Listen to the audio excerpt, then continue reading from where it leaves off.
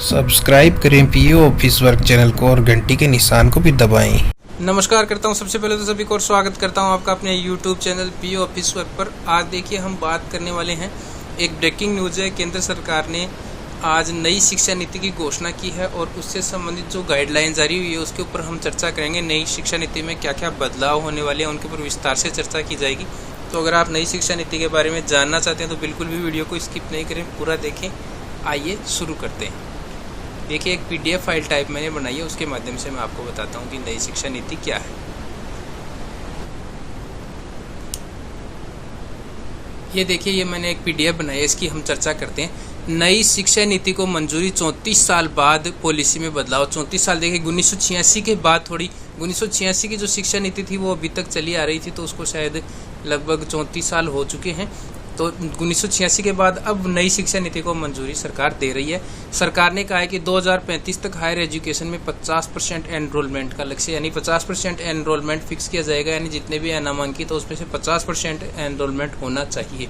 ये लक्ष्य है सरकार का। 2020 की शिक्षा नीति से हम कहेंगे कुछ बिंदु आए हैं, उनकी हम बात करते हैं। नई शिक्षा नीति का देखिए, पहला क्या है, SSRA यानी स्टेट स्कूल रेगुलेटरी अथॉरिटी बनेगी, जिसके चीफ शिक्षा विभाग से जुड़े होंगे। तो एक नई संस्था बनेगी SSRA, जिसका पूरा नाम स्टेट स्कूल रेगुलेटरी अथॉरिटी। ये स्टेट लेवल पे होगी। और देखिए, 4 वर्षीय ये लिख रखा है 4 year integrated BEd. Integrated BEd का मतलब BA के साथ बीएड होगा। 2 ईयर बीएड और 1 ईयर बीएड कोर्स भी चलेंगे। ये अलग अलग बीएड कोर्स हैं, 2 ईयर का अलग, 1 ईयर का अलग, 4 ईयर का अलग, ये अलग अलग बनाए जाएंगे। बीएड कोर्स को डिवाइड कर दिया है। ECCE इनकी मतलब मान्यता अलग अलग होगी। ECCE early childhood care and education के अंतर्गत प्री प्राइमरी शिक्षा आंगनबाड़ी और स्कूलों के माध्यम से होगी। प्री प्राइमरी शिक्षा जो कि अभी चली आ रही है आंगनबाड़ी के माध्यम से, वो आंगनबाड़ी के माध्यम से चलती रहेगी और स्कूलों का भी उसमें थोड़ा बहुत योगदान कर दिया जाएगा। टेट लागू होगा up to secondary level. Secondary level तक टेट लागू हो जाएगा, यानी शिक्षक पात्रता परीक्षा देनी पड़ेगी हर टीचर को। ये लागू कर दिया जाएगा प्राइवेट और सरकारी सभी स्कूलों के लिए। फिर देखिए, ये सबसे बढ़िया बात हम शिक्षकों के लिए 5 नंबर पॉइंट है। शिक्षकों को गैर शैक्षणिक कार्यों से हटाया जाएगा, सिर्फ चुनाव में ड्यूटी लगेगी। यानी गैर शैक्षणिक कार्य जितने भी हैं, अदर हमसे BLO है, MDM है, ये सब हटा दिए जाएंगे और सिर्फ चुनाव में ड्यूटी लगेगी। BLO ड्यूटी से शिक्षक हटेंगे, ये एक बहुत ही अच्छी बात है। और MDM से भी शिक्षक हटेंगे, यानी MDM रखा जाएगा स्कूलों में, लेकिन उसका तरीका है वो बदल दिया जाएगा। शिक्षकों का उसमें कोई योगदान नहीं हो जाएगा, शायद कोई पोस्ट सृजित करके और नए व्यक्ति लगा दिए जाएंगे। 6 नंबर पॉइंट देखिए, क्या स्कूलों में SMC SDMC के साथ SCMC अभी देखिए चल रही है। 8वीं तक की स्कूलों में चलती है SMC और 12वीं तक की स्कूलों में चलती है SDMC।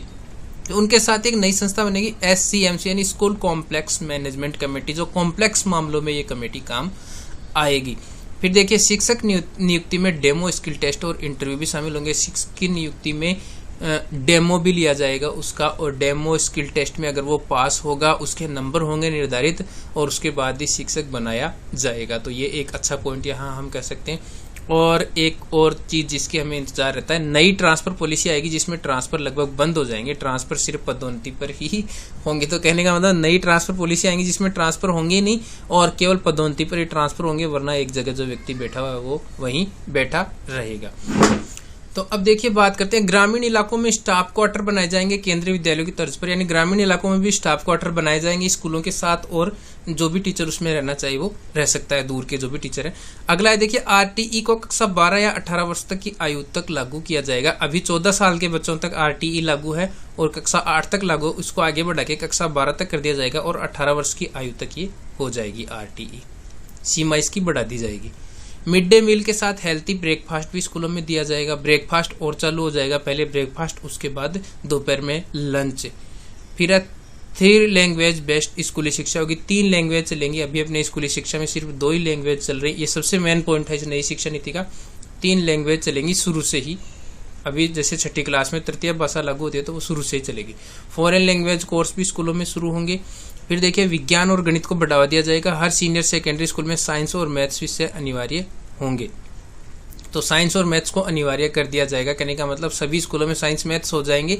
आर्ट्स भी होगा लेकिन साइंस स्ट्रीम साथ में होगी, अनिवार्य होगी। कहने का मतलब, स्थानीय भाषा भी शिक्षा का माध्यम होगी। स्थानीय भाषा में शुरू में शिक्षा दी जाएगी।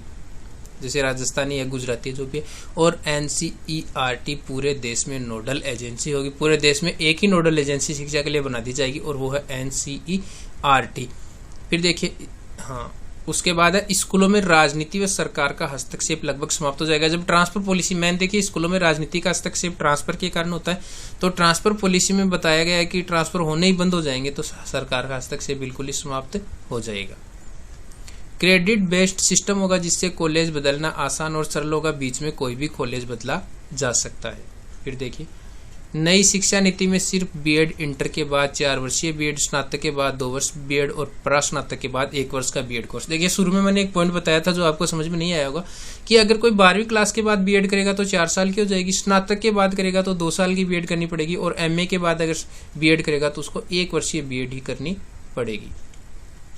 अब देखिए हम इसकी बात करते हैं नई शिक्षा नीति पर केंद्र सरकार की हरी झंडी, नई दिल्ली। अब सिर्फ 12वीं क्लास में बोर्ड की परीक्षा देनी होगी, 9वीं से 12वीं क्लास तक सेमेस्टर परीक्षाएं। अब देखिए स्कूली शिक्षा 5+3+3+4 फॉर्मूले के तहत पढ़ाया जाएगा। ये फॉर्मूला क्या है इसको आप समझिए साथियों। 5 का मतलब है कि शुरू में 3 साल तो प्री प्राइमरी और पहली और दूसरी क्लास, तो इस 5 साल में आपके आ गई प्री प्राइमरी 3 साल और 2 साल पहली और दूसरी क्लास, यानी दूसरी क्लास तक आ गया। फिर +3 का मतलब तीसरी, चौथी, 5वीं कक्षा, फिर +3 यानी 6ठी, 7वीं, 8वीं कक्षा, और फिर +4 यानी 9, 10, 11, 12। इस तरह से आप समझ गए होंगे।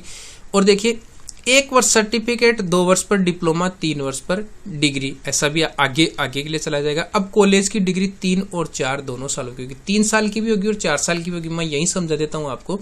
3 साल की डिग्री देखिए किनके लिए होगी, जिनको आगे हायर एजुकेशन नहीं करनी है उनके, और 4 साल की डिग्री उनके लिए होगी जिनको हायर एजुकेशन करनी है, और उसके बाद उनके एमए 1 साल में ही हो जाएगी, ये फायदा हो जाएगा उनको। देखिए 3 साल की डिग्री उन छात्रों के लिए जिन्हें हायर एजुकेशन नहीं करनी है, ऐसा ये करनी गलत लिखा गया, नहीं करनी है। फिर है एमए 1 वर्ष में कर सकेंगे, हायर एजुकेशन करने वाले छात्र 4 साल की डिग्री करनी होगी। हायर एजुकेशन के लिए एमए करने का प्रावधान होगा। अब छात्रों को एमफिल नहीं करना होगा, एमए के बाद डायरेक्ट पीएचडी कर सकेंगे, ये अच्छी बात है। एमए के छात्र सीधे पीएचडी कर सकेंगे। 34 साल बाद हुआ है शिक्षा नीति में बदलाव, 1986 के बाद हुआ है। 5वीं तक के बच्चे पढ़ेंगे मातृभाषा में, चाहे फिर अंग्रेजी माध्यम ही क्यों ना हो, तो 5वीं तक के बच्चों को मातृभाषा में पढ़ना पड़ेगा। अब देखिए नई शिक्षा नीति में सरकार ने छात्रों के लिए पाठ्यक्रम तैयार करने का प्रस्ताव भी रखा है, नया पाठ्यक्रम भी बनाया जाएगा। इसके लिए 3 से 18 साल तक के छात्रों के लिए 5+3+3+4, वही बात है। 5 में देखिए 3 साल प्री प्राइमरी के, 2 साल पहली दूसरी कक्षा, फिर 3 साल में 6, 7, 8, फिर 3 साल में 9, 10 नहीं, फिर 3 साल में 3, 4, 5, और फिर 3 साल में 6, 7, 8, और फिर 4 साल में 9, 10, 11, 12 का डिजाइन तय किया गया। इसके तहत छात्रों की शुरुआती स्टेज की पढ़ाई के लिए 5 साल का प्रोग्राम तय किया गया। इनमें 3 साल प्री प्राइमरी, क्लास 1 और क्लास 2 को जोड़ा गया। इसके बाद क्लास 3, 4 और 5 को अगले स्टेज में रखा गया, जैसा कि मैंने पहले ही बताया था। और क्लास 6, 7, 8 को 3 साल के प्रोग्राम में बांटा गया। आखिरी क्लास 9, 10, 11, 12 को हाई स्टेज में रखा गया। तो ये शिक्षा नीति के कुछ महत्वपूर्ण बिंदु मैंने आपको बताने का प्रयास किया था। अगर वीडियो आपको अच्छा लगे तो लाइक, शेयर, सब्सक्राइब करें। कुछ साथी देख रहे हैं वीडियो लेकिन सब्सक्राइब नहीं कर रहे, तो प्लीज़ आप सभी से हाथ जोड़ के निवेदन है कि चैनल को सब्सक्राइब करें, और वीडियो अच्छा लगे तो उसको लाइक करें। और